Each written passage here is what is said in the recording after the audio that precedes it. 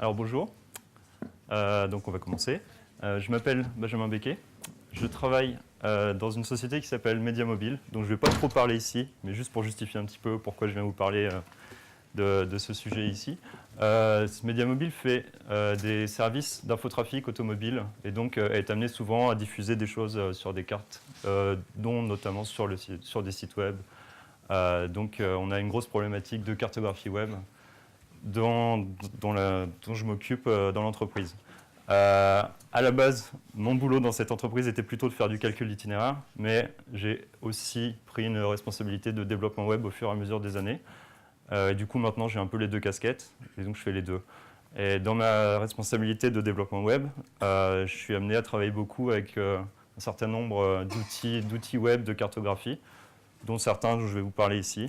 Et je continue également cet intérêt à titre personnel, notamment en m'impliquant dans OpenStreetMap ou ce genre de choses dont je vais également vous parler.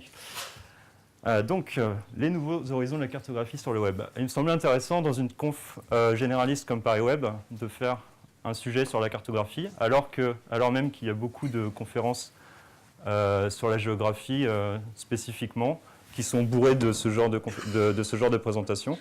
Vous en avez peut-être déjà vu d'ailleurs, mais il me semblait intéressant de venir à Paris Web parler un peu de ça de manière assez généraliste pour faire un tour d'horizon de ce qui se passe et ce qui va se passer en essayant de ne pas trop se planter sur les prédictions. Mais avant de parler du futur, on va parler un petit peu du passé. Donc on va revenir 10 ans dans le passé, en 2002. 10 ans, pourquoi? Parce que 10 ans c'est rond, c'est bien. Et surtout aussi en 2002, c'est là que moi j'ai commencé à trifouiller un petit peu la cartographie, notamment sur le web. Alors si on fait l'état des lieux de ce qui se passait il y a 10 ans, d'une part on a en géomatique, donc l'informatique géographique, ça s'appelle comme ça, qui était surtout monopolisée par un certain nombre de gros acteurs historiques, dans lequel je vais mettre les agences nationales du type IGN en France, des gros acteurs qui étaient à même d'avoir suffisamment de ressources pour cartographier le monde entier, de type Téléatlas, qui a été racheté par TomTom, Navteq, racheté depuis par Nokia, ce genre de gros acteurs qui avaient une mainmise sur les données et aussi sur les outils. Il y avait cependant déjà un fort écosystème open source, libre, puisque la géographie a toujours été un intérêt assez grand pour le libre. Cependant, ils étaient un petit peu, même beaucoup, handicapés par le manque de données à manipuler. Les données étant sous la mainmise des gros acteurs historiques, elles étaient assez chères et surtout très difficiles à constituer. Du coup, c'était assez frustrant pour les outils libres de travailler et c'était quasiment impossible de faire une pile libre entière d'outils cartographiques puisqu'à la base, on avait des données qui étaient extrêmement chères.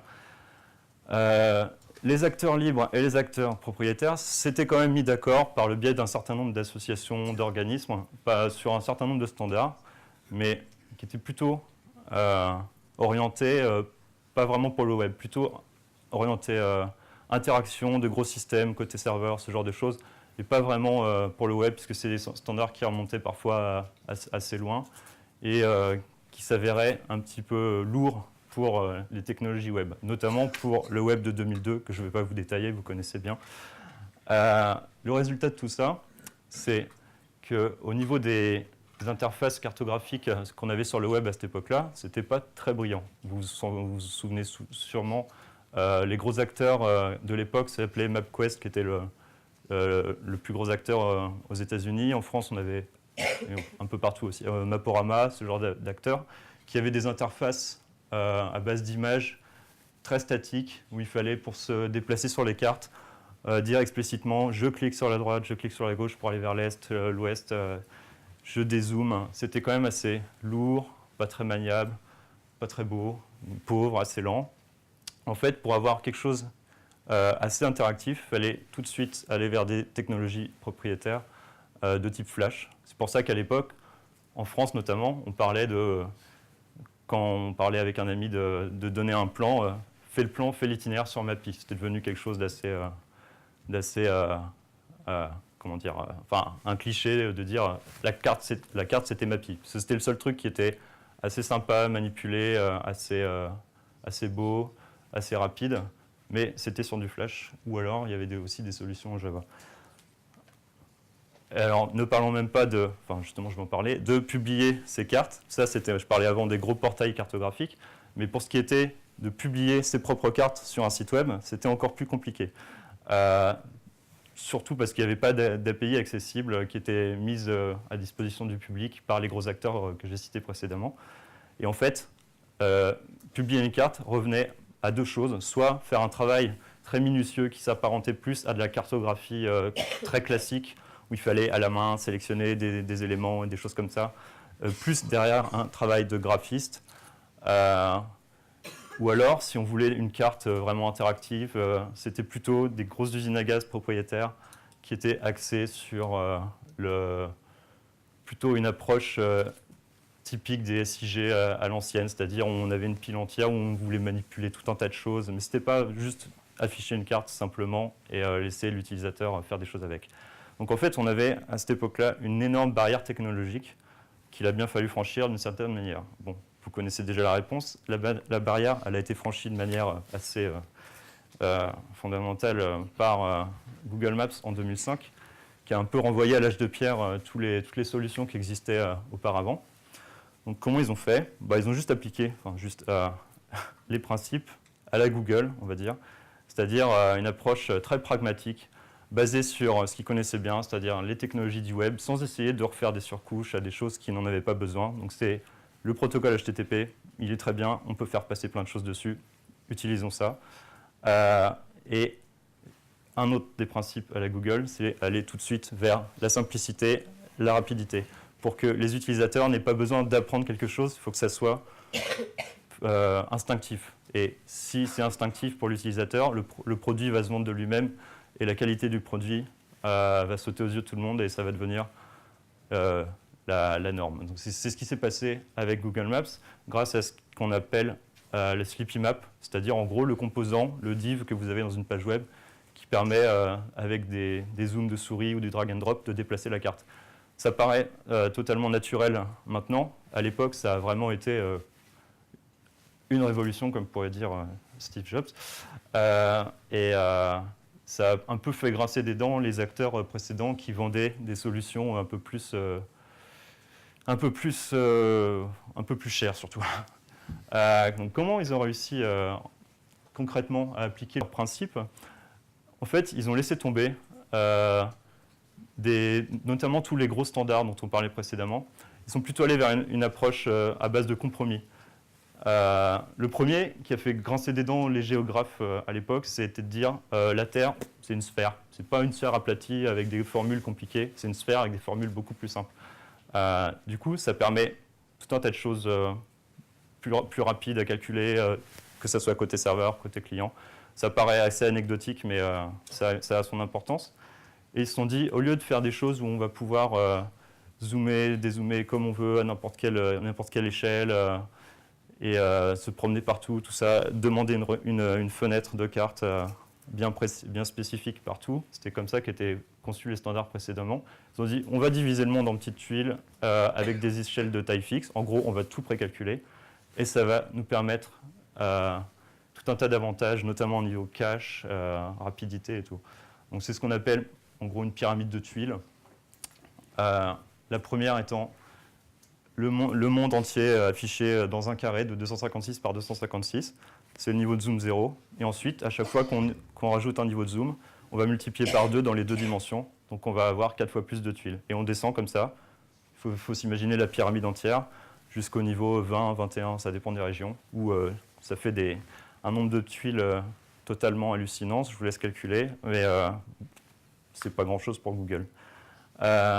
L'autre avantage de ce système, c'est que chaque tuile, donc chaque partie du monde, est représentable de façon simple par 3 chiffres seulement, un zoom et puis une abscisse, une ordonnée dans le niveau de zoom. Et donc ça donne un système d'URL très simple. Si vous regardez Google Maps avec un Firebug, vous allez voir des choses de ce type-là. Alors aujourd'hui, donc 7 ans après, cette technique précédemment, c'est vraiment devenu le standard dans la cartographie sur le web. Puisque en gros, tous les géographes d'avant qui disaient « Ouais, mais c'est pas terrible que Google ils aient fait ça, la Terre, c'est pas... » On leur a dit « Taisez-vous, ça marche mieux quand on fait comme ça. » Donc en gros, c'est devenu la technique la plus appliquée. Bon, mais c'est surtout Google Maps qui est devenu le standard de facto de la cartographie sur le web. Maintenant, c'est plus Mappy, c'est aller faire votre plan sur Google Maps. Ça veut bien dire ce que ça veut dire. C'est devenu un produit fondamental de Google, beaucoup plus qu'une carte. D'ailleurs, ils viennent de lancer un site qui s'appelle morethanamap.com qui reflète cette vision-là. C'est-à-dire que la carte, c'est devenu quasiment anecdotique. Ce qui compte, c'est les services qui vont construire dessus et tout l'écosystème et toute une espèce de captivité qui va s'organiser autour de la carte, qui devient un vecteur important pour Google dans toute son activité. Et l'API JavaScript qui a été publiée très vite après la sortie de Google Maps, c'est maintenant la plus utilisée sur le web, enfin depuis même assez longtemps, tout domaine d'API confondu. Donc ça veut bien dire le succès. Donc, de quoi elle est composée? La base, c'est la manipulation, la création et la manipulation de la STP map. C'est tout. Après, si on n'a que ça, ce n'est pas très intéressant. Donc ensuite, on peut rajouter et manipuler ce qu'on appelle les overlays. C'est des objets vectoriels, des marqueurs, des icônes, des lignes, des polygones, des choses comme ça, ou même des images à vous que vous pouvez rajouter sur le fond de carte. Et un peu plus haut niveau, même parfois très haut niveau, c'est toutes les portes qu'offre cette API JavaScript vers d'autres services Google. Et c'est assez hallucinant tout ce que ça offre par rapport à tout ce que offraient les outils précédemment, surtout pour leur coût. Ça, c'est quasiment gratuit. Donc, on peut citer en vrac le géocodage, c'est-à-dire transformer une adresse en coordonnées et l'inverse. L'accès à la base de POI, c'est-à-dire les commerces, ce genre de choses de Google. Les itinéraires, Street View. J'ai mis Fusion Tables, c'est un cas un peu particulier parce qu'il ne fait pas partie de l'API JavaScript, mais c'est un des services Google Maps, Google qui est connecté à Google Maps. C'est-à-dire que Fusion Tables, c'est un peu un Excel dans le cloud un peu plus puissant, une base de données, mais qui supporte nativement des types géographiques. Et donc, Google Maps et Fusion Tables sont très connectés. Et une fois qu'on a appris à manipuler ces données dans Fusion Tables et les projeter, les afficher sur Google Maps, c'est un peu dur de repartir en arrière et de se libérer de ces outils ou d'envisager autre chose parce que c'est très bien fait. Il y a une option de Google Maps qui m'intéresse, que j'aime bien, qui m'intéresse beaucoup, c'est la capacité de styler, d'appliquer des customisations, des styles différents sur le fond de carte de Google. Le fond de carte de Google, par défaut, tout le monde le connaît, on l'a beaucoup trop vu même. Et en fait, il y a cette option dans l'API. C'est très puissant. Ça révèle certaines choses sur comment marchent les cartes derrière chez Google. C'est assez intéressant. Mais bizarrement, c'est sous-employé. Alors, c'est bizarrement documenté dans leur API. Et avant, c'était un peu plus cher, avant qu'ils changent les tarifs. Donc, c'est peut-être la raison pour laquelle c'est sous-employé. Mais c'est peut-être aussi parce que les gens ne connaissent pas forcément cette option. Ça permet de... c'est très intéressant parce que ça permet de changer, de refuser d'afficher certains éléments de la carte, certains types d'éléments, pas certains éléments. Et donc, ça a des implications très positives en termes de lisibilité de l'information, l'accessibilité, ce genre de choses. Et aussi de la différenciation esthétique, évidemment. On en a un peu marre de voir les mêmes cartes Google Maps chez tout le monde. Donc, si vous êtes une entreprise avec une charte graphique, vous pouvez porter son équivalent cartographique assez rapidement via cette option-là. Ça permet aussi des choses comme, je ne sais pas, si vous êtes chez McDonald's et vous faites une carte des McDo, vous les appliquez sur la carte. Par défaut, le style Google Maps a des niveaux de zoom assez poussés, affiche tous les POI, donc tous les commerces qu'ils connaissent dans leur base. Donc si vous affichez des Quick sur votre carte McDo, c'est un peu bête. Avec ça, vous pouvez décider de ne plus afficher les POI et du coup, ça sera un peu mieux. Cependant, quand on commence à bidouiller avec ça, on arrive assez vite à quelque chose d'assez frustrant, puisqu'en fait, ce qu'on peut désactiver ou ne pas désactiver, c'est une hiérarchie d'éléments. Et cette hiérarchie, elle est fixe, elle a été définie par Google, ça correspond à leur architecture côté serveur sur les différentes couches qu'ils ont pour créer une carte. Et on ne peut pas changer ça. Si on veut désactiver les routes de tel niveau assez fin et pas les autres, si elles ont été rassemblées dans la même classe chez Google, on ne peut pas. Et aussi, on ne peut pas changer la typographie, on ne peut pas changer le ARIA, le ACLA qu'ils ont sur leur carte et la symbologie des numéros de route et ce genre de choses. On peut quand même faire des choses assez évidentes, rigolotes. Ça, c'est un site c'est un jeu en ligne d'attaque zombie ou je sais pas quoi.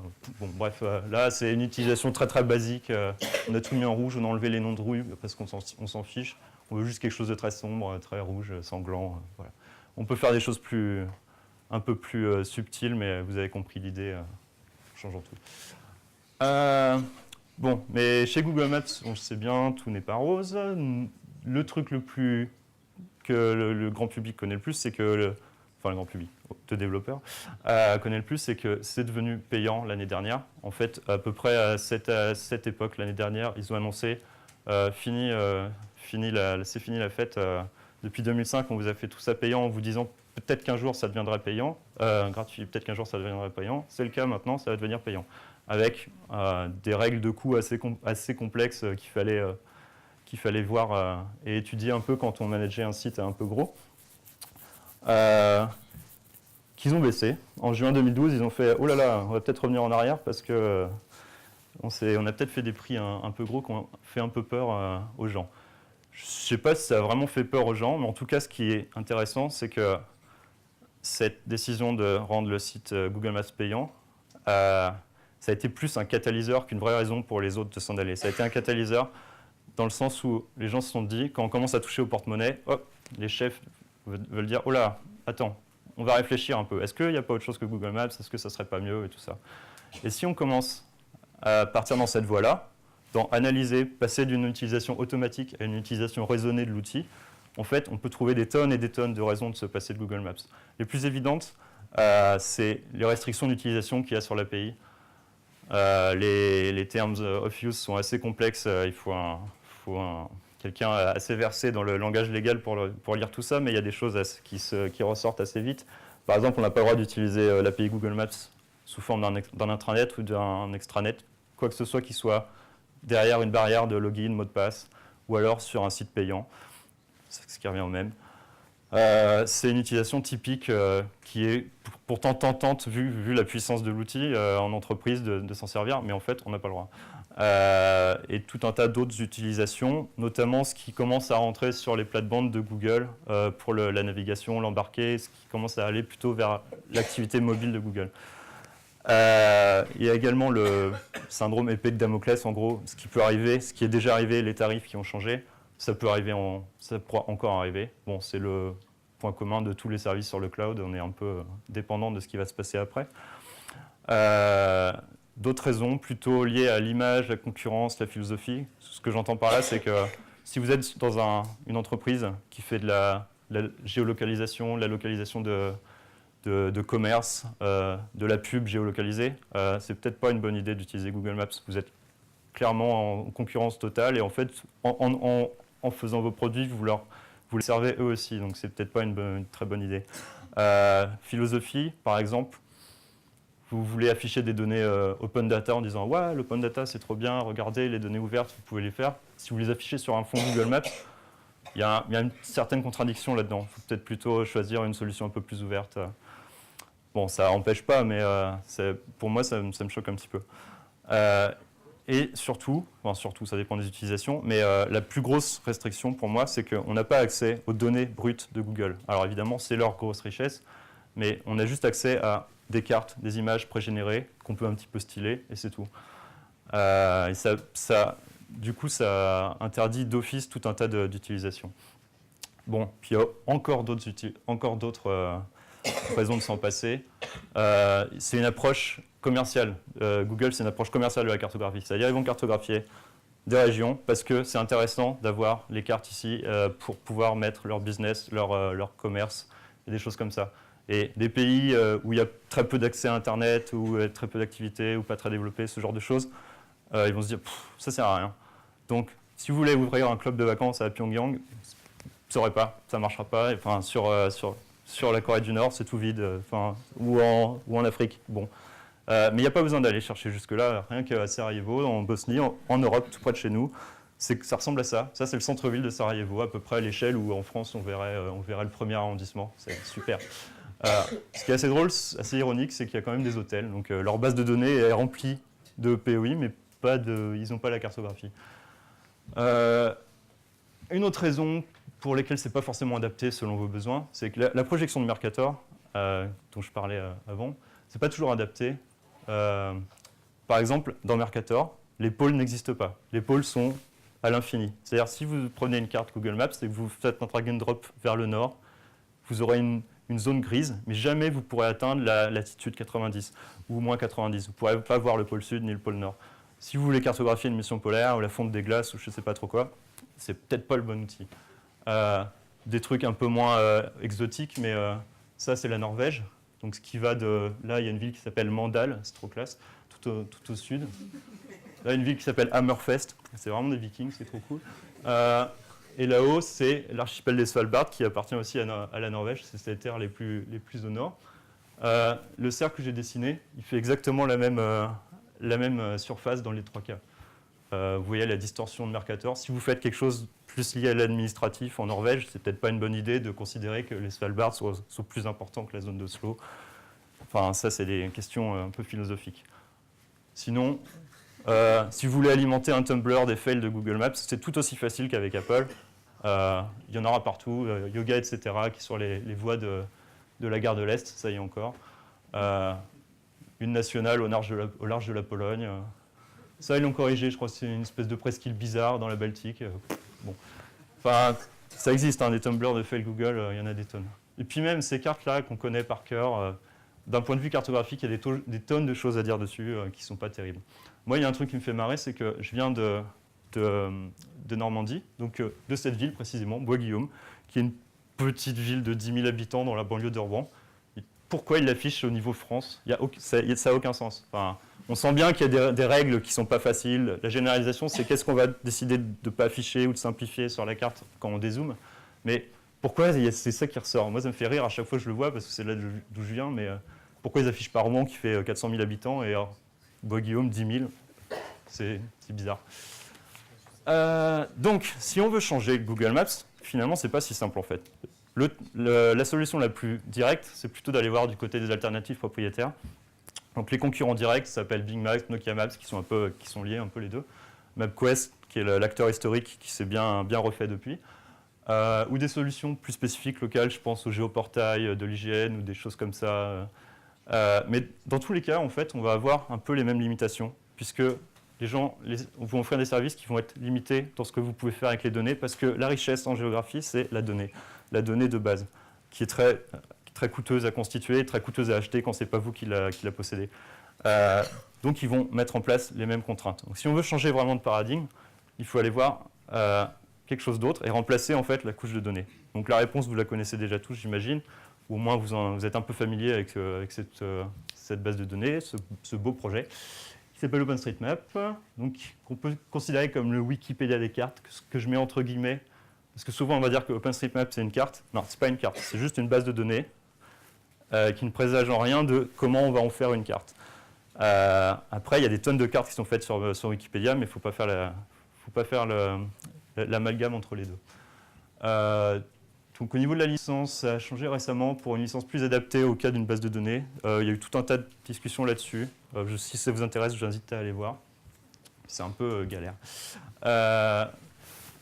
Et ce qui est intéressant, c'est qu'il y a tout un écosystème d'outils qui s'est formé autour de ça, puisqu'en fait, on a comblé le manque d'avant d'avoir des données libres. Maintenant, les données libres existent et ça a redonné un coup de fouet à toute la communauté d'outils libres qui s'est mise autour de ce projet. Vous avez peut-être entendu parler du mouvement Switch OSM avec notamment Foursquare qui a migré, ce genre de choses. On a souvent des critiques sur OpenStreetMap, sur la couverture. Donc ça, je vais aller un peu plus vite, mais ça c'est Sarajevo, c'est exactement la même vue que tout à l'heure. Voilà, donc la couverture, évidemment c'est variable, c'est pas rose partout, mais ça, si vous voulez aller voir vos hôtels de tout à l'heure à Sarajevo, c'est plus sympa d'avoir le guidage avec ça. Sur la richesse des données, il faut voir que comme Wikipédia n'est pas OpenStreetMap n'est pas une carte, c'est plus une approche exhaustive où c'est cartographier le monde entier. Donc on ne va pas privilégier les routes plus que les points de recyclage de verre ou les buildings plus que les boîtes aux lettres. Si on peut, on cartographie tout. Du coup, c'est très très riche. Et il y a un modèle de données gigantesque qui s'augmente partout. Là, on voit une capture d'écran du jardin des plantes de Paris, où on voit les pandas roux, on voit leur enclos. C'est très sympa. Petit clin d'œil pour Mozilla.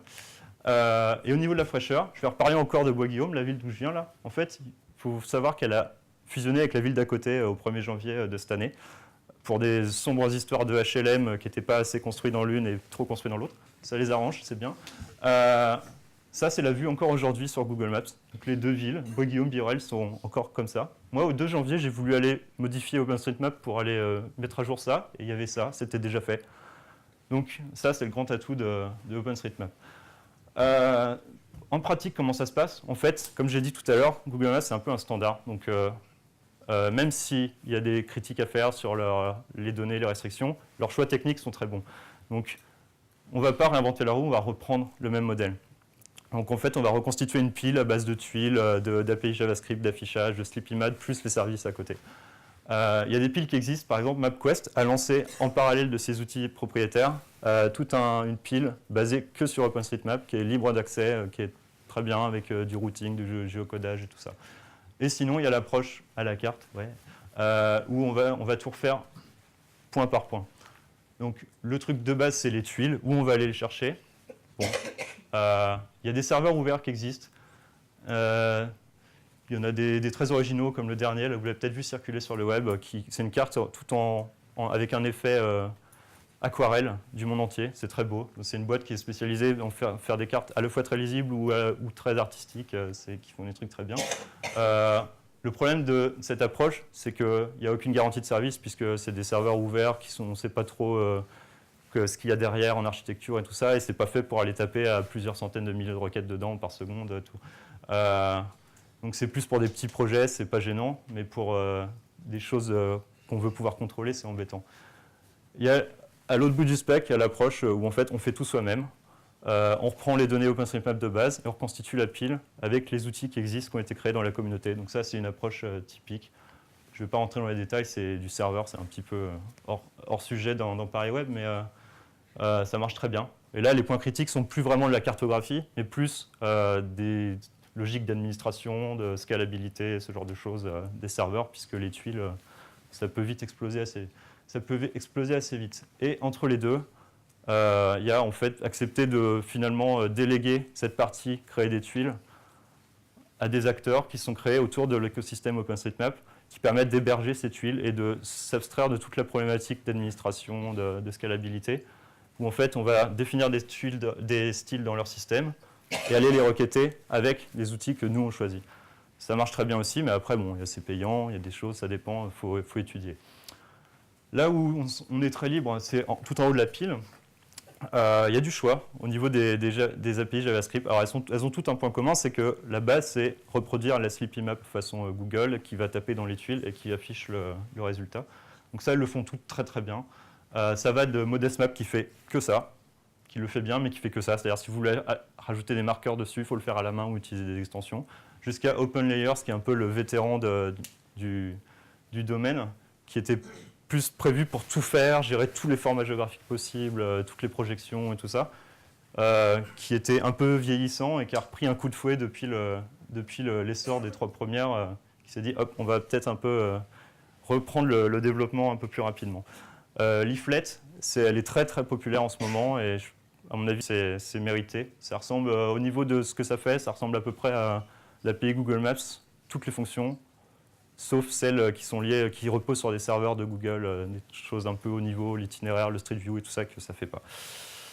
D'ailleurs, pour les services, là, c'est un petit peu plus flou. Il y a tout un tas de choses autour de OpenStreetMap, mais il faut aller plutôt piocher à droite à gauche en fonction de ce qu'on veut. Mais c'est rare d'avoir besoin de tout, d'avoir besoin de l'itinéraire, de Street View, de satellite, des POI. Ça dépend de votre approche, en fait. Parlons un peu du mobile, parce qu'on est à Paris Web quand même, mobile first, machin. C'est un peu plus compliqué sur le mobile pour les cartes, parce que l'espace est occupé par les API et les applis natives. Donc vous les connaissez, on ne va pas revenir sur le cas d'Apple Maps, mais ça va forcément s'améliorer, c'était un peu méchant tout ça. Donc pour les fabricants, le fait d'avoir une API native bien différenciée des autres, on a vu que c'était une façon c'était la porte ouverte pour la guerre de la géolocalisation et de la publicité géolocalisée, donc c'était important pour eux. Et c'est aussi une façon de se démarquer de leurs concurrents et d'avoir une expérience utilisateur qui soit consistante sur toute l'interface graphique de la tablette. Donc c'est un peu dur d'aller leur dire, là, utiliser du web, c'est mieux. Ça n'arrivera pas dans un futur proche. Ça ne veut pas dire que les API web sur le mobile n'ont aucune place. Elles ont leur place. Celles dont j'ai parlé avant, la ModestMap, OpenLayers, tout ça, elles sont pensées pour le mobile depuis le début, ou pour le cas d'OpenLayers, elles ont été adaptées pour bien fonctionner sur le mobile, notamment pour gérer le touch. Elles ont des effets d'animation, des choses comme ça, de transition qui rappellent ce qu'on retrouve sur les API natives, donc on n'est pas dépaysé. Elle gère les technologies récentes d'affichage, notamment le Retina et des choses comme ça qui posent des problèmes sur la petitesse des tuiles sur ce type d'écran. On peut demander au serveur des choses un peu plus spécifiques. Et surtout, même s'il y a les API web, les API natives, ça sera toujours utile d'avoir des applis web cartographiques qui marchent pour le mobile. Pour les web apps, et aussi pour les choses qu'on voit venir dans le futur, notamment Firefox OS, qui sera basé que sur une pile à base de TechnoWeb et pas du tout de techno et de langage propriétaire. Bon, ça ne veut pas dire que c'est si facile que ça sur le mobile. Est-ce qu'on peut appliquer les principes du responsive design dessus? Alors, oui et non. Disons que souvent ça ne suffit pas parce que la carte, c'est un composant un peu spécial quand même, où l'interaction est un peu difficile dessus, où avec les gros doigts sur les petits boutons, plus, moins, tout ça, ça ne marche pas terrible tout le temps. Donc il va souvent falloir aller au-delà de ce qu'on fait en responsive design classique sur des pages HTML avec juste du contenu statique, et plus aller un peu dans le JavaScript et bricoler, choisir telle ou telle version de la librairie pour des choses plus spécifiques axées sur le mobile. Pas avoir des gros contrôles comme ça, le truc par défaut qui même sur une appli en plein écran, là, va prendre la moitié de l'espace. C'est un peu bête, c'est gâché avec la grosse sombre, pas belle et tout. Plus aller vers ça. Mais si on pousse un peu le raisonnement plus loin, là on fait du responsive design, on parle de web, mais si on parle de cartographie, pourquoi on ne ferait pas de la responsive cartographie? Quelque chose qui s'adapterait au contexte du mobile. Donc ça peut aller vers des cartes optimisées pour le mobile, donc au niveau de la lisibilité, des choses comme ça. Ça, c'est la première approche, c'est pas très dur. D'ailleurs, on a un serveur qui fait des cartes mobiles, un autre qui fait des cartes pas mobiles, pourquoi pas. Mais pourquoi on ne pourrait pas aller encore plus loin et profiter du fait que sur un mobile, on est en déplacement, on a des capteurs qui disent l'orientation, la luminosité, des choses comme ça, qui vont bientôt être accessibles via les API web. Pourquoi on n'utiliserait pas ça pour adapter la carte? Par exemple, changer la couleur en fonction de la luminosité, changer la carte la nuit, le jour, des choses comme ça. C'est pas que du gadget, ça peut être utile en termes de lisibilité, d'accessibilité. Ou même, rappelez-vous ma capture d'écran du Firefox de tout à l'heure, on en a un peu rien à cirer en fait quand on est au niveau Paris ou tout ça, de voir qu'il y a un Firefox dans le jardin des plantes. Même quand on se balade à Austerlitz, on n'a pas besoin de savoir ça. Par contre, une fois qu'on est rentré dans le jardin des plantes, ça peut être intéressant là tout de suite de sortir tous les détails du jardin des plantes qui sont accessibles dans la base de données. Donc ça veut dire faire quelque chose de très réactif. Bon, mais pour ça ne marche pas si on a les images pré-générées avant, les tuiles et l'approche raster. C'est pour ça qu'on arrive un peu aux limites de ça et qu'on va vers une approche vecteur. Avec tout ce que ça suppose que vous connaissez déjà sur le vecteur versus le bitmap dans des contextes tels que l'imagerie, les polices de caractères, des choses comme ça, c'est toujours la même chose dans notre cas. Par contre, en cartographie, il y a des choses encore un peu plus spécifiques qui permettent d'être faites grâce au vectoriel, notamment la projection à la volée, c'est-à-dire éviter que le Groenland soit aussi gros que l'Afrique. C'est plus simple si on peut le faire côté client, on peut changer ça. Avoir du vrai zoom continu, beau, et pas des techniques bidouilles qui vont faire une espèce de transition entre deux tuiles qui ont été faites pour deux niveaux de zoom bien précis, et au milieu, on a quelque chose de flou. On peut aller cliquer sur les éléments, tout est indépendant. On peut faire de la localisation en bout de chaîne, c'est-à-dire envoyer toutes les infos de Londres ou London, et selon la langue du navigateur, choisir si on va afficher le français ou l'anglais, par exemple. Et évidemment, c'est la porte vers la troisième dimension, donc la 3D, et la quatrième, c'est-à-dire le temps, modifier des choses, des éléments indépendamment en fonction de ce qui se passe pendant la journée ou sur des années, sur des logiques de data vis ou des choses comme ça. Cependant, la stratégie des tuiles reste valable parce qu'il faut quand même gérer toute la quantité d'informations. Je suis un peu en speed, donc je vais passer là, mais on pourra en reparler plus tard si vous voulez. Côté client, en fait, il y a deux approches. Une qui ne marche pas, vu la quantité d'informations qu'on a à gérer, c'est-à-dire le SVG, ça devient beaucoup trop lourd au bon moment, alors que ça pourrait être sympa, c'est du vrai vectoriel et tout ça. Mais en cartographie, vu la complexité des cartes, ça reste un peu compliqué. Par contre, là, on va s'orienter plus vers le canvas, dessiner directement dessus, notamment en passant par WebGL pour profiter de l'accélération matérielle. Et donc WebGL, on se dit, mais pourquoi on dessinera que en 2D? On peut faire de la 3D. Là-dessus, Google Maps est déjà en avance. Il y a l'appli Maps.gl. Si vous allez sur Google Maps, vous pouvez basculer en mode vectoriel. C'est déjà le cas si votre navigateur le supporte. C'est le cas aussi, c'est leur technique sur Android. Alors c'est marrant parce que pour l'instant, ils ne s'en servent pas pour pas grand-chose. Pour l'instant, leur style vectoriel singe complètement leur style normal. C'est exactement la même chose, les mêmes couleurs et tout ça. Ils s'en servent juste pour brouiller la frontière entre Earth et Street View, parce qu'il n'y a plus besoin de plugin. Donc si on zoome à fond, on passe en Street View. Si on dézoome, on passe sur Earth de manière continue. Et ils s'en servent aussi pour, je sais pas, afficher les bâtiments en 3D et l'ombre qui change en fonction de l'heure de la journée. Bon, c'est un peu gadget, mais c'est déjà un premier pas vers la cartographie contextuelle en fait. Ça sera sûrement le réglage par défaut dans pas longtemps avec passer les histoires de compatibilité browser. Côté open source, il y a des choses qui se font aussi, mais on est encore un petit peu, c'est encore un petit peu loin. Il y a des globes comme ça qui permettent de projeter des tuiles en WebGL sur des sphères. Le trou là-haut, c'est parce que ce que je vous ai dit tout à l'heure, le pôle Nord n'existe pas en Mercator. C'est pas un bug. Ou des choses comme ça, qui sont à un niveau plus rue, où on va afficher des buildings sur une carte. Donc là, c'est dans Leaflet, c'est une carte en 2D, mais sur laquelle on va avoir une couche en 3D qui va s'afficher. Le gros problème, c'est que là, on va heurter une nouvelle barrière technologique pour des solutions type OpenStreetMap. C'est-à-dire que OpenStreetMap a quasiment résolu, à la couverture près, le problème des données et du coup des données libres, du coup des données cartographiques. Mais là, on passe à une nouvelle dimension où le relevé, la modélisation est beaucoup plus longue et beaucoup plus complexe, où c'est plus avec un GPS où on va se balader dans la rue qu'on va pouvoir relever ça, il faut faire des mesures et des choses comme ça. Donc là, on va peut-être repasser par une phase un petit peu plus propriétaire où les gens ne vont pas forcément se contenter d'OpenStreetMap et il faudra aller plus loin.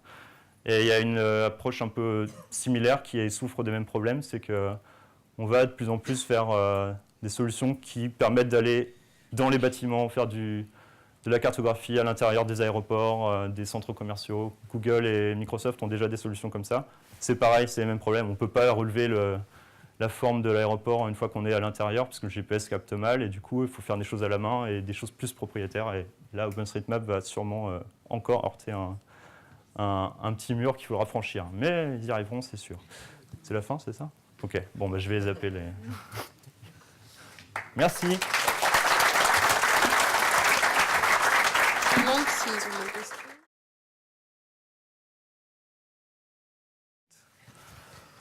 Bonjour. Oui, bonjour. On a vu que pour afficher les cartes en mode raster avec les tuiles, Ouais. on a OpenLayer, on a Leaflet, mais pour le mode vectoriel avec Canvas, est-ce qu'il y a déjà des frameworks ou des outils qui permettent, à partir des données d'OpenStreetMap, d'afficher avec du Canvas? Alors, il y avait un projet qui avait été lancé par la boîte qui fait les jolies cartes aquarelles et tout ça, qui est très active là-dedans, qui avait lancé une API JavaScript qui s'appelle Polymaps, qui était basée sur ces principes-là, c'est-à-dire faire du rendu, superposer des rendus raster, mais aussi vectoriel à base de tuiles. Je ne sais pas trop pourquoi, le projet est un peu en stand-by pour l'instant, il doit faire autre chose. Mais en fait, les principes ont été repris dans des projets qui sont en train d'être intégrés dans la version 3 d'OpenLayers, qui est vraiment en train de repartir à fond sur le développement. Et dans Leaflet, c'est plus sur la base de plugins, puisqu'il y a un peu moins de développeurs dessus, mais ça va arriver très très vite, je pense. À mon avis, le problème, c'est que pour l'instant, toutes ces solutions se basent sur le transfert des données serveur vers client sous forme de GeoJSON, qui est un format standard, très facile à parser tout ça et à lire. Le problème, c'est qu'il est très très verbeux pour ce qu'on veut représenter.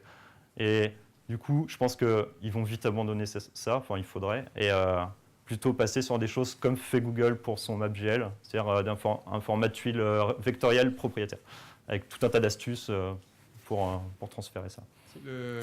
Tu n'as pas mentionné, ou peut-être que je l'ai raté, TileMill, qui est un petit outil qui est très très simple pour commencer à expérimenter. En fait, là, c'est que j'ai un peu mal géré mon temps. Je voulais parler sur les 4 derniers slides d'une approche un peu plus light, où en fait, on n'a pas forcément besoin tout le temps de mapper le monde entier à tous les niveaux de zoom, partout, et que parfois on veut plus faire la visualisation de données ou du mapping plus ciblé.